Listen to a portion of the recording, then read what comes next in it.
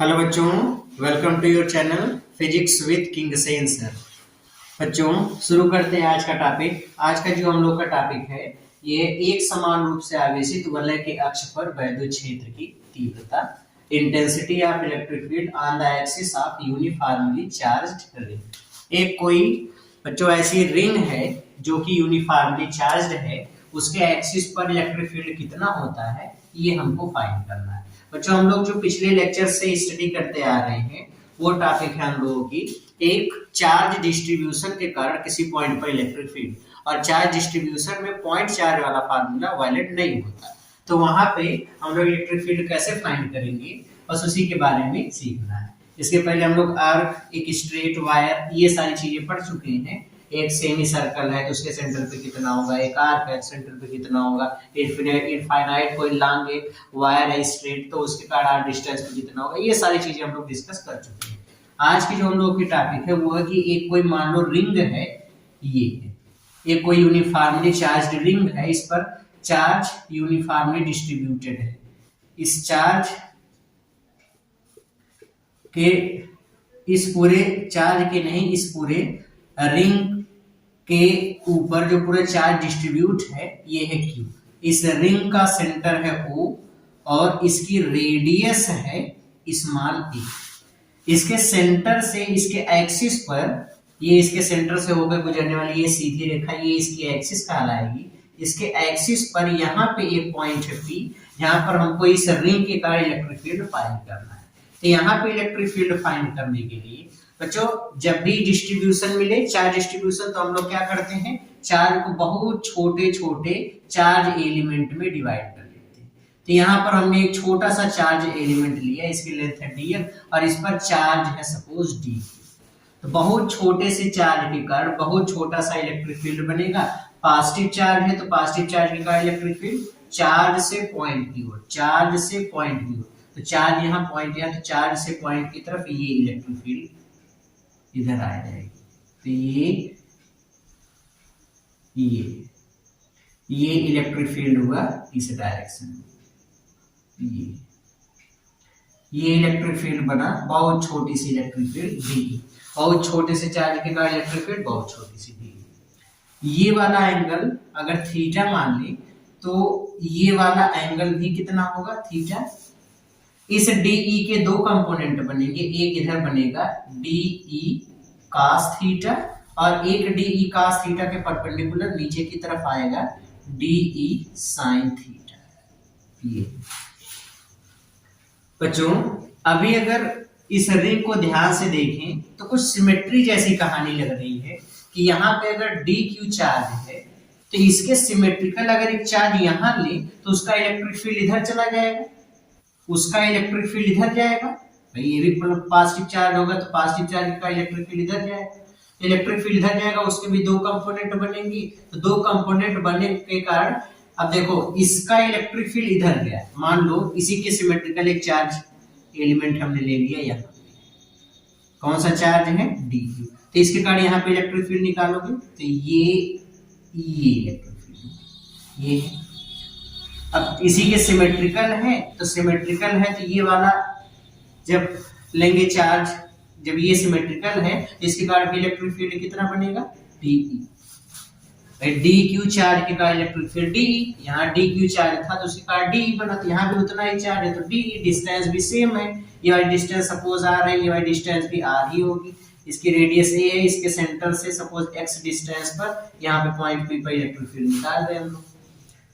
इस DE के बच्चों इस DE के दो कंपोनेंट बनेंगे।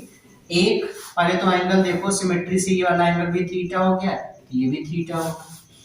ये वाला कंपोनेंट इसके दो, इस वाले इलेक्ट्रिक फील्ड के दो कंपोनेंट बनाओगे, एक DE cos थीटा इस डायरेक्शन में, ये होगा DE cos थीटा, और एक इसके परपेंडिकुलर कंपोनेंट जाएगा ऊपर की तरफ, ये हो जाएगा DE sin थीटा। ठीक है, तो बच्चों अब यहां से देखो कि इस रिंग में हर जगह सिमेट्री की कहानी है, और सिमेट्री इस तरीके से है कि जितने भी एलिमेंट हम लेंगे सब एलिमेंट के जो कास थीटा वाले कंपोनेंट होंगे सब एक ही डायरेक्शन में मिलेंगे, तो सब पर एक दूसरे के सेम डायरेक्शन में होने के कारण जब नेट इलेक्ट्रिक फील्ड निकालेंगे तो ये सब आपस में ऐड हो जाएंगे।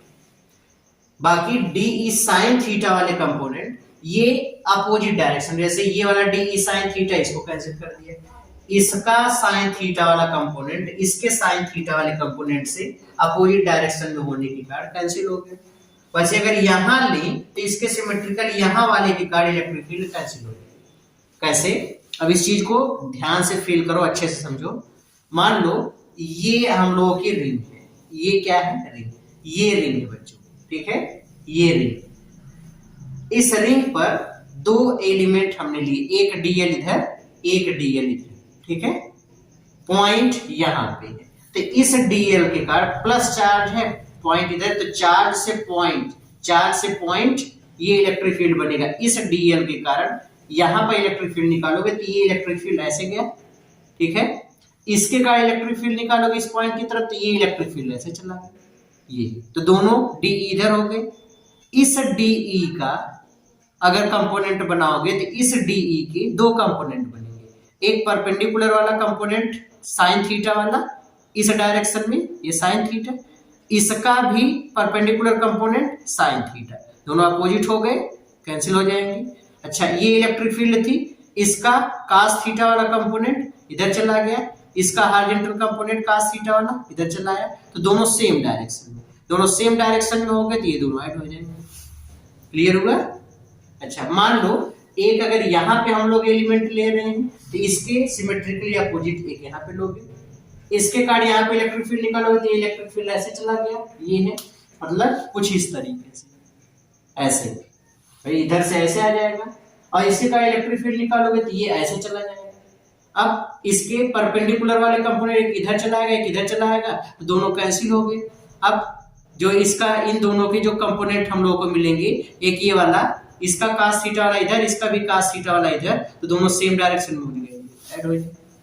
तो हमेशा याद रखो कि पूरे रिंग में जितने भी एलिमेंट लेंगे सबके साइन थीटा वाले कंपोनेंट सिमेट्री के कारण अपोजिट डायरेक्शन में मिलेंगे, इसलिए ये सब एक दूसरे को कैंसिल कर देंगे, जबकि कास थीटा वाले सब एक ही डायरेक्शन में मिलेंगे, इसलिए ये एक दूसरे से ऐड हो जाएंगे। तो यहाँ पे नेट इलेक्ट्रिक फील्ड निकालने से पहले, लिखने से पहले हम लोग कुछ पहले स्टेटमेंट लिख लें कि कौन कौन से कंपोनेंट कैसे होंगे। यहाँ पे बच्चों सिमेट्री या सममित के कारण सभी अवयवों के घटक लंबवत घटक डी साइन थीटा एक दूसरे को निरस्त करेंगे, एक दूसरे को कैंसिल करेंगे, जबकि डी कास थीटा परस्पर जुड़ जाएंगे। डी कास थीटा क्यों जुड़ जाएगा? क्योंकि एक ही डायरेक्शन है। इसलिए बच्चों अगर नेट इलेक्ट्रिक फील्ड निकालेंगे यहाँ पे, तो नेट इलेक्ट्रिक फील्ड हमको मिलेगा ई नेट इज इक्वल्स इस एलिमेंट का डी कास थीटा, इस एलिमेंट का डी कास थीटा, इसका डी कास थीटा, इसका सबका डी कास थीटा, जोड़ते चले जाओ, सबका डी कास थीटा जुड़ ही रहा है, इसी जोड़ने को d cos theta plus d cos theta plus d cos theta सभी एलिमेंट के लिए ऐड करेंगे, उसी को हम लोग इंटीग्रेशन बोलते हैं। तो integration of d cos theta. बच्चों डी कास थीटा में जो हम लोग डी कैलकुलेट करेंगे, तो डी देखो डी क्यू चार्ज के कारण इलेक्ट्रिक फील्ड, डी क्यू के कारण इलेक्ट्रिक फील्ड डी, और डी क्यू इतना छोटा चार्ज है कि इसको हम मान सकते हैं कि इसका बिहेवियर पॉइंट चार्ज की तरीके से, इस तरीके से हमने इसको छोटे चार्ज में डिवाइड कर दिया। तो इस पॉइंट चार्ज के कारण, ये बहुत छोटा सा चार्ज है, तो इस पॉइंट चार्ज के कारण यहाँ पे इलेक्ट्रिक फील्ड जब निकालोगे तो पॉइंट चार्ज वाला फार्मूला लगाओ, 1/4 pi epsilon naught q by distance है r, तो r स्क्वायर इनटू, सॉरी ये चार्ज है d, कितना है d, डी क्यू चार्ज का electric field 1/4πε0 into d q by r square into cos theta. ये हो गया। ओके, कास थीटा की वैल्यू निकाल लो बच्चों। यहाँ पर देखो ये एक समकोण त्रिभुज है, ये वाला एंगल यहाँ पे 90 डिग्री, तो कोण के सामने वाले भुजा लंब, ये आधार, ये कर्ण, तो कास थीटा बराबर निकालोगे तो आधार कितना x, कर्ण कितना r, तो कास थीटा बराबर x बटे r। वही वाली वैल्यू लिख दो, तो ये हो गया इंटीग्रेशन ऑफ 1/4πε0 इंटू ये हो गया d q by r square into x by r. सरल कर लोगे तो 1/4πε0 into x by r cube into d q E net. अच्छा, यहाँ पे बच्चों ये देखो कि 1/4πε0 ये एक कांस्टेंट है, हम लोग जानते हैं कांस्टेंट क्वांटिटी है ये। आर कांस्टेंट, आर जो होगी बच्चों यहां से यहां तक की दूरी, यहां से यहां तक, यहां से सब एलिमेंट है। अब इस चीज को सोचो, इस चीज को सोचो, देखो ये हमने एक रिंग लिया, ये सर्किल है, ठीक है, ये सर्किल है, सर्किल हो गया। इस सर्किल के सेंटर वाली लाइन से यहाँ पर एक पॉइंट मिल गया, तो यहां से ये डिस्टेंस, यहां से, यहां से, यहां से, यहां से, हर जगह से तुम्हारी डिस्टेंस तो एकदम सेम होगी, जैसे शंकु के आकार का। ये सर्किल वाला पोर्शन, एक्सिस वाला पॉइंट यहाँ पे, तो सबसे अगर इसे धागा इसे खींचते चले जाओगे तो इसके परिधि से जो यहाँ की डिस्टेंस होगी, जो दूरी होगी, वो तो हर जगह सेम होगी, तो बोल देंगे कि आर अगर हर जगह सेम है तो आर कांस्टेंट। अच्छा, एक्स की वैल्यू इतनी डिस्टेंस के लिए पूछी जा रही है, तो एक्स भी यहाँ पर क्या किस तरीके से बिहेव करेगा, कांस्टेंट की तरीके से। मतलब ये वाली पूरी क्वांटिटी कांस्टेंट, कांस्टेंट है तो बाहर कर लो 1/4πε0 x by r cube into d q का इंटीग्रेशन क्यू, तो फाइनली हमको मिला E net 1/4πε0 into q x by r cube. ये इतना इलेक्ट्रिक फील्ड मिला बच्चों। आर को हम लोग एक्स के टर्म में लिख सकते हैं। देखो आर यहाँ पे है क्या, कर्ण है। अगर आर कर्ण है तो ये लंब, ये आधार, लंब और आधार से इसका रिलेशन निकालेंगे तो ये हो जाएगा अंडर रूट लंब का स्क्वायर प्लस आधार का स्क्वायर, और अंडर रूट का अर्थ होता है पावर 1/2। यहीं पे वैल्यू पुट अप कर लो, तो फाइनली इलेक्ट्रिक फील्ड जो एक रिंग के एक्सिस पे हमको मिलेगा उसका फार्मूला होगा 1/4πε0 into q x by a square plus x square, और इसकी पावर 3 है। अब देखो आर की वैल्यू इतना और इसकी पावर 3 कर दोगे तो ये आ जाएगा 3/2। तो ये नेट इलेक्ट्रिक फील्ड का फार्मूला है। ओके, तो नेट इलेक्ट्रिक फील्ड एक यूनिफॉर्मली चार्ज रिंग के एक्सिस पर कितना होता है, तो आंसर इलेक्ट्रिक फील्ड इतना होता है। ये नेट इलेक्ट्रिक फील्ड का फार्मूला है, ठीक है। अब देखो बच्चों, इसमें कुछ केसेस हैं कि जैसे रिंग के सेंटर पे इलेक्ट्रिक फील्ड कितना होगा, कहाँ पे इलेक्ट्रिक फील्ड मिनिमम होता है, कहाँ पे इलेक्ट्रिक फील्ड मैक्सिमम होता है, ये सारी चीजें आज हम लोग सीख लेते हैं।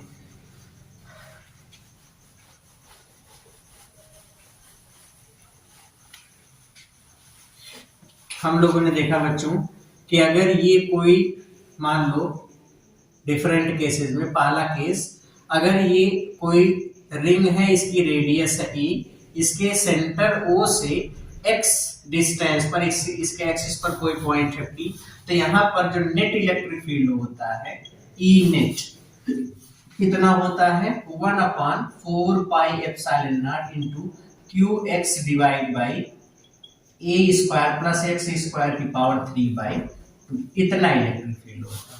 और नेट इलेक्ट्रिक फील्ड किधर होता है बच्चों, ये नेट इलेक्ट्रिक फील्ड इसके एक्सिस के एलांग। अगर जब भी डायरेक्शन पूछी जाए तो डायरेक्शन आप बताओगे along axis, along the axis, अक्ष के ही अनुदिश होगा, टुवर्ड्स पॉइंट, टुवर्ड्स पॉइंट।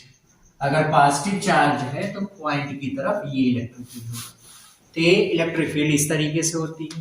अच्छा, अगर इसके सेंटर पे पूछ लिया जाए, सेंटर पे, तो इसके सेंटर पे इलेक्ट्रिक फील्ड कितनी होगी बच्चों? सेंटर का मतलब पॉइंट पी को यहां पर लिख दोगे तो सेंटर पे x की वैल्यू कितनी हो जाएगी? 0। x की वैल्यू यहां 0 कर दोगे तो पूरी क्वांटिटी 0, मतलब ये हमको मिल गया E नेट इक्वल्स 0। सेंटर पे इलेक्ट्रिक फील्ड कितनी होती है? 0। अच्छा, अगर इसके एक्सिस पर हम मैक्सिमम डिस्टेंस ले, इतनी डिस्टेंस की x की वैल्यू अगर हम लोग इंफिनिटी तो अनंत पे कितनी होगी? बराबर अनंत दूरी पर लेते हैं तो अनंत दूरी पर वैद्युत क्षेत्र की तीव्रता कितनी होगी बच्चों? x से इंफिनिटी का आने का मतलब ये है, देखो कि ये रिंग है और इससे x की वैल्यू बहुत बड़ी लिया गया, इसके एक्सिस पर ये वाली जो डिस्टेंस है, ये वाली डिस्टेंस बहुत बड़ी डिस्टेंस है, और बहुत बड़ी डिस्टेंस कहने का अर्थ हुआ कि x की जो वैल्यू है a इसके रेडियस की कंपैरिजन में बहुत बड़ी है, और अगर बहुत बड़ी डिस्टेंस है तो a को हम लोग नियरली क्या मान सकते हैं? x की कंपैरिजन में कुछ नहीं, मतलब a को 0 मान लो, a को 0 मान लिया, x को इंफिनिटी मान लिया, तो नेट इलेक्ट्रिक फील्ड कितना हो जाएगा? E net 1/4 pi epsilon not into qx by, यहाँ पर देखो a 0 हो गया, x स्क्वायर की पावर 3/2, मतलब ये हो गया x की पावर 3, x की पावर 3 कर दो, ये इससे कैंसिल हो गया x स्क्वायर, x की वैल्यू इंफिनिटी लिखोगे, अनंत से किसी भी संख्या में भाग कर दोगे तो उसकी वैल्यू 0, मतलब ये हो गया E नेट कितना हो गया? 0। मतलब अनंत पे वैद्युत क्षेत्र कितना होता है उसके एक्सिस पर? 0। सेंटर पर भी कितना होता है? 0। और यहाँ पे इलेक्ट्रिक फील्ड इन दो केसेस में मिनिमम होता है, यहाँ पर इलेक्ट्रिक फील्ड क्या होता है? मिनिमम। अगर यहाँ पे मिनिमम है तो मैक्सिमम कहाँ पे होता है? इलेक्ट्रिक फील्ड मैक्सिमम कब होगा? तो मैक्सिमम देखो बच्चों, अगर मान लो डिफरेंशियल, हम लोग ये सारी चीजें मैथ में पढ़े होंगे आप लोग क्लास 11th में भी, और आगे जब अवकलन या कैलकुलस पढ़ाया जाता है तो उसमें एक टॉपिक आप लोगों को मिलती है, जैसे सपोज y अगर x का फंक्शन है और इसकी मैक्सिमम वैल्यू हमसे पूछी जा रही है, तो हम लोग करते हैं dy बाई dx इक्वल्स 0, यहाँ से हम लोग मैक्सिमम वैल्यू y की फाइंड करते हैं। तो यहाँ पे इस फार्मूले में इलेक्ट्रिक फील्ड इस डिस्टेंस का फंक्शन होंगे, तो इसकी मैक्सिमम वैल्यू हो जाएगी de बाई dx इक्वल्स 0 करो। अब e की वैल्यू यहाँ पर रख करके जब पूरी कैलकुलेशन करते हैं हम लोग, तो कैलकुलेशन के बाद हमको x की वैल्यू मिलती है plus minus a by root 2, कितनी मिलती है? x equals plus minus a by root 2। इतनी डिस्टेंस पर इलेक्ट्रिक फील्ड मैक्सिमम होता है। कितना होता है? मैक्सिमम। बच्चों सेंटर से एक्सिस पर इतनी डिस्टेंस पर इलेक्ट्रिक फील्ड मैक्सिमम होता है, लेकिन कितना होता है? अब जैसे मैक्सिमम होता है, लेकिन मैक्सिमम कितना होता है? तो इसको अगर पूछा जाए तो हम लोग निकाल सकते हैं E maximum 1/4 pi epsilon not into q by x के स्थान पे ये वाली वैल्यू लिखो a/√2 into a square plus x के स्थान पे कितना लिखना है? a/2 स्क्वायर कर दोगे तो a स्क्वायर बाई 2 की पावर 3/2, a/√2 x के स्थान पे लिख दिया, उसको सरल किया तो इतना। ओवरऑल पूरी वैल्यू अगर सरल करते हैं तो हमको मिलता है E maximum is equals 2/3√3 into 1/4 pi epsilon not into q by a square, ये मैक्सिमम इलेक्ट्रिक फील्ड मिलती है। तो बच्चों x बराबर a/√2 पर इलेक्ट्रिक फील्ड मैक्सिमम होती है, और कितनी होती है इसके बाद। तो इलेक्ट्रिक फील्ड रिंग के एक्सिस पर कहां मिनिमम कहां मैक्सिमम? तो मिनिमम कहां कहां होती है? सेंटर पे और इनफाइनाइट, दो जगह मिनिमम मतलब 0। मैक्सिमम कहां होती है? एक्सिस पर सेंटर से a/√2 डिस्टेंस पर, और कितनी होती है मैक्सिमम? तो इतनी मैक्सिमम होती है। क्लियर हो गया? अब अगर बच्चों मैं इलेक्ट्रिक फील्ड के बारे में, जो एक रिंग की टॉपिक हमने पढ़ा, अगर इलेक्ट्रिक फील्ड का डिस्टेंस के साथ ग्राफ खींचे तो वो ग्राफ किस तरीके से बनेगा, इसको समझते हैं। इलेक्ट्रिक फील्ड का डिस्टेंस के साथ ग्राफ कैसा बनेगा। रिंग के लिए बता रहे हैं इलेक्ट्रिक फील्ड वर्सेस एक्स, इसका हम लोगों को ग्राफ खींचना है। बच्चों ग्राफ खींचते समय बस आपको कुछ चीजें याद रखना है, जैसे सेंटर पर अगर x बराबर 0 तो नेट इलेक्ट्रिक फील्ड कितनी होगी, 0। अगर x की वैल्यू हम लोग +a/√2 +a/√2 इतने डिस्टेंस पे चलते हैं तो इतने डिस्टेंस पर इलेक्ट्रिक फील्ड मैक्सिमम होती है, और मैक्सिमम इलेक्ट्रिक फील्ड किसके बराबर होती है, 1/4 pi epsilon not into 2/3√3 into q/a², इतना ये इलेक्ट्रिक फील्ड होती है। अच्छा, इतनी इलेक्ट्रिक फील्ड। अब अगर हम लोग इंफिनिटी पर पहुंच जाते हैं तब भी इलेक्ट्रिक फील्ड कितनी हो जाती है, जी। बस इसी को लेकर के ग्राफ खींचना है। अब जब ग्राफ खींचोगे बच्चों तो मान लो कि ये रिंग है, ये इसका सेंटर है O, यहां से एक्सिस बना लेते हैं ये, और ये ऊपर की तरफ y एक्सिस पर प्लॉट कर देते हैं इलेक्ट्रिक फील्ड को, इधर दिखा देते हैं E और इधर है x, ठीक है, x। ओके, सेंटर पे इलेक्ट्रिक फील्ड मान लो बच्चों यहाँ पे इलेक्ट्रिक फील्ड मैक्सिमम है, E मैक्सिमम पॉजिटिव प्लस वाली डायरेक्शन में, और उतनी ही इलेक्ट्रिक फील्ड इधर E मैक्सिमम, लेकिन ये अपोजिट डायरेक्शन। सेंटर पे इलेक्ट्रिक फील्ड मैक्सिमम होती है, ये यूनिफॉर्मली चार्ज्ड रिंग हो गया,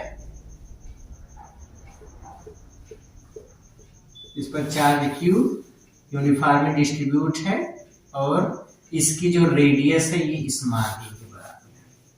ओके, सेंटर पर इलेक्ट्रिक फील्ड 0, यहां पर हमने एक पॉइंट लिया सपोज P, और ये P का जो लोकेशन है ये है +a/√2। बच्चों इतने डिस्टेंस पर इलेक्ट्रिक फील्ड मैक्सिमम होती है तो यहाँ पर इलेक्ट्रिक फील्ड मैक्सिमम मिलेगी, मतलब यहाँ पे electric field maximum, electric field maximum. फिर उसके बाद जैसे जैसे इंफिनिटी की तरफ जाएंगे इलेक्ट्रिक फील्ड कम होती चली जाएगी। इसका मतलब जो इसका ग्राफ बनेगा वो ग्राफ कुछ इस तरीके से, ये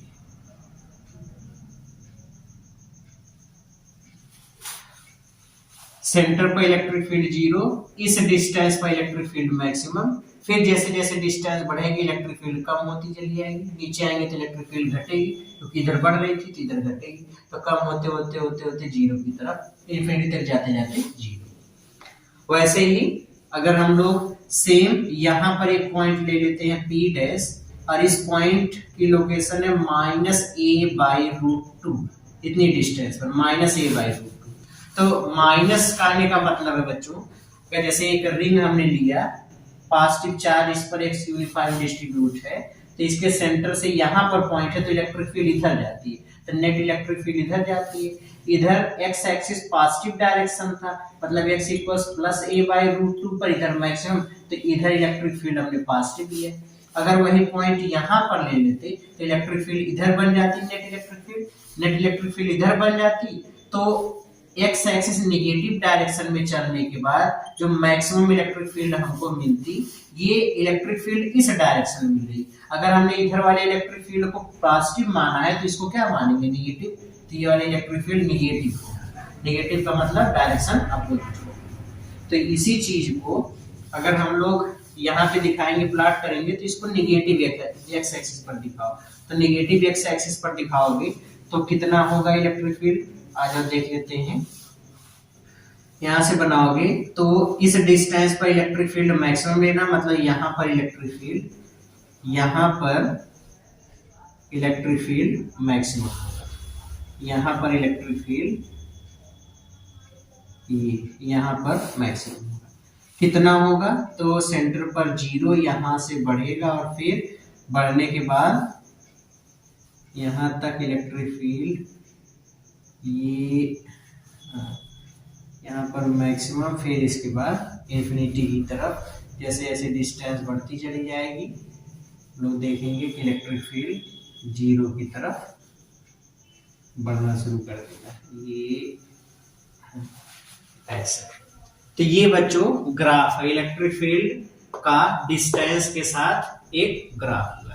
जो मैक्सिमम इलेक्ट्रिक फील्ड होगी यहाँ मिलेगी इन दोनों पॉइंट पर, और कितनी होगी तो वही चीज 1/4 pi epsilon not into 2/3√3 into a by q by a square, q by a square, इतनी इलेक्ट्रिक फील्ड।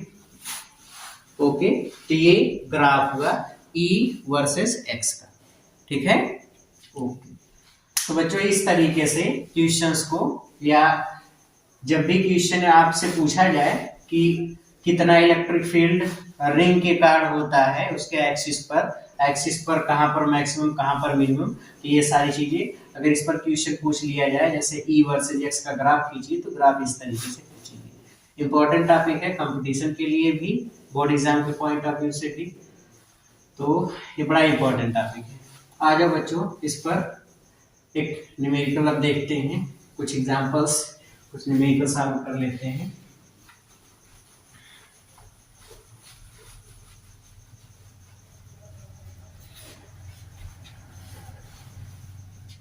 लेते हैं बच्चों पहला क्वेश्चन, क्वेश्चन नंबर 1 को हमसे ये कहा गया है पहले क्वेश्चन में कि मान लो कि ये कोई एक यूनिफॉर्मली चार्ज रिंग है और इस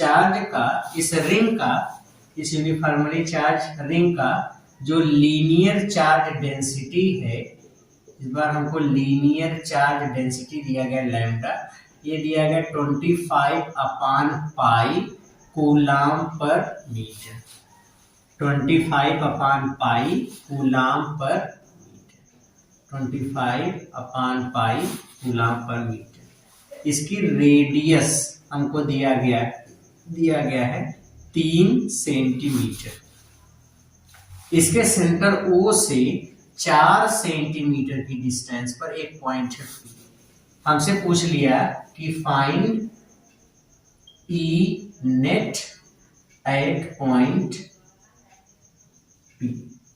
बच्चों इस क्वेश्चन को बताने का मकसद केवल ये है कि आपको जब भी चार्ज डिस्ट्रीब्यूशन में सवाल दिया जाएगा, जैसे हम लोगों का जो फार्मूला है वहां पर Q बाई करके आता है। देखो रिंग के एक्सिस पर इलेक्ट्रिक फील्ड E नेट का formula 1/4 pi epsilon not into QX by A square plus x square की पावर 3/2।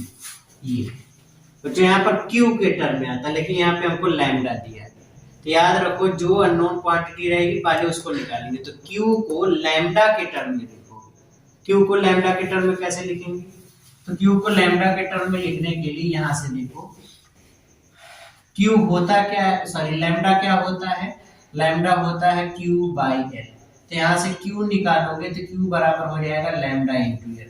यह क्या है, वो लेंथ जिस पर चार्ज डिस्ट्रीब्यूट है। इस बार चार्ज इसकी पूरी परिधि पर वितरित है, और परिधि क्या होता है 2πr, लेकिन यहाँ पर इस बार r की वैल्यू किसके बराबर है, a की। r की वैल्यू किसके बराबर है, a की। अब या इस बार अगर रेडियस को a से दिखाया गया है तो लैम्डा हो गया 25/पाई इंटू ये कितना हो गया 2πe, तो ये इससे मर गया। 25 इंटू 2 इंटू ए कितना है 3 सेंटीमीटर, तो 3 इंटू मीटर बदल दो 10⁻²। तो 25 दूनी 50, 50 150 मतलब 150, फिर गुणे 10 की घात ऋण, इतना हो गया। तो ये हमको मिल जाएगा, या इसको आप लिख सकते हो 1.5 इतने 1.5 इतने coulomb, Q equals 1.5 coulomb. Charge हमको मिल गया, ठीक है। अब चार्ज की वैल्यू पता चल गई तो इलेक्ट्रिक फील्ड मिल जाएगा हमको। अब इलेक्ट्रिक फील्ड होगा कितना, इसको निकाल लेते हैं। आ जाओ ई नेट निकालोगे तो ई नेट इज इक्वल, इसकी वैल्यू 9 इंटू 10⁻9 इंटू क्यू की वैल्यू कितना है 1.5, ठीक है। क्यू इज इक्वल 2 पाई, एक बार फिर से बच्चों चेक कर लेते हैं। क्यू बराबर लैम्डा इंटू है, लैम्डा की वैल्यू दिया गया इतना, एल की वैल्यू 2 पाई है, पाई से पाई कैंसिल, 25 दूनी 50 और ए की वैल्यू 3 सेंटीमीटर, मीटर में बदल दिया तो 5 दूनी 10 मतलब 25 दूनी 25, 25 दूनी 50, 50 150, ओके सही। तो इसकी वैल्यू इतना हो गया, क्यू की वैल्यू इतना हो गया, एक्स की वैल्यू कितना है 4 सेंटीमीटर मतलब 4 गुणे 10 की घात ऋण 2 इतने मीटर अपान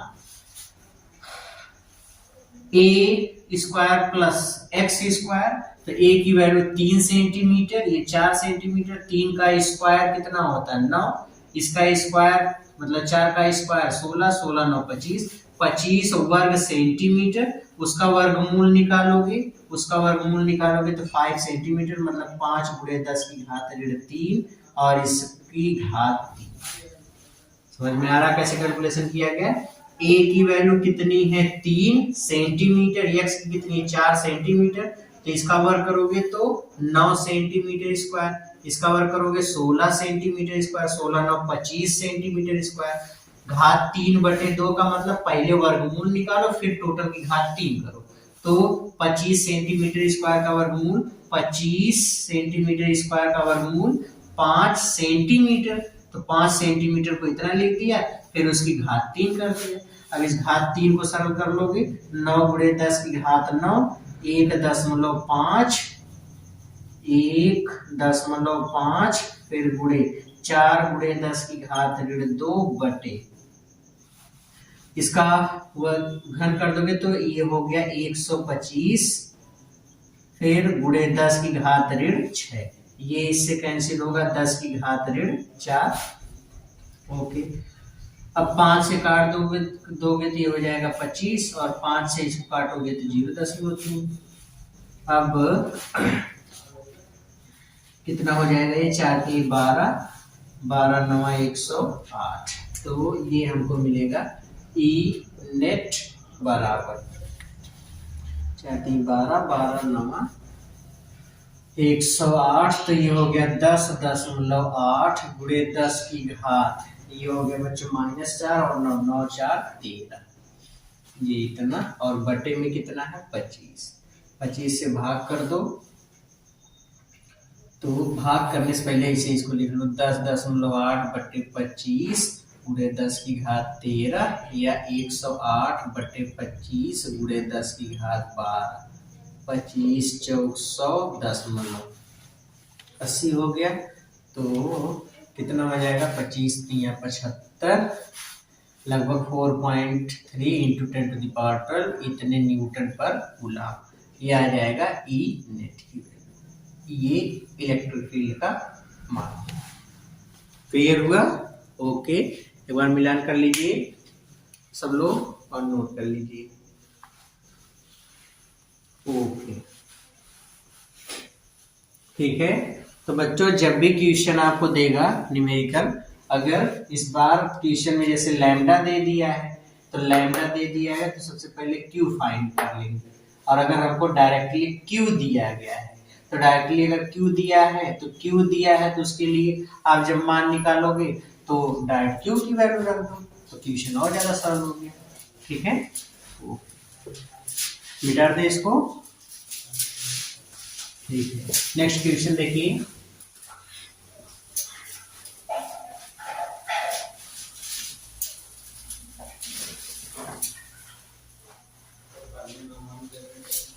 क्वेश्चन नंबर 2।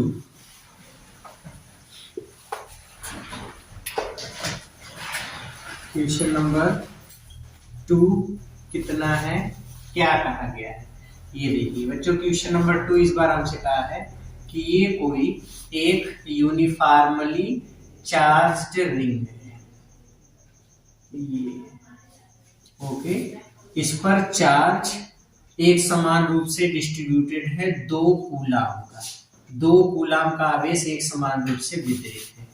इसकी रेडियस हमको दिया गया a बराबर, इसकी रेडियस दिया गया a बराबर 1 मीटर। हमसे कहा दिया गया find E maximum on the axis of ring।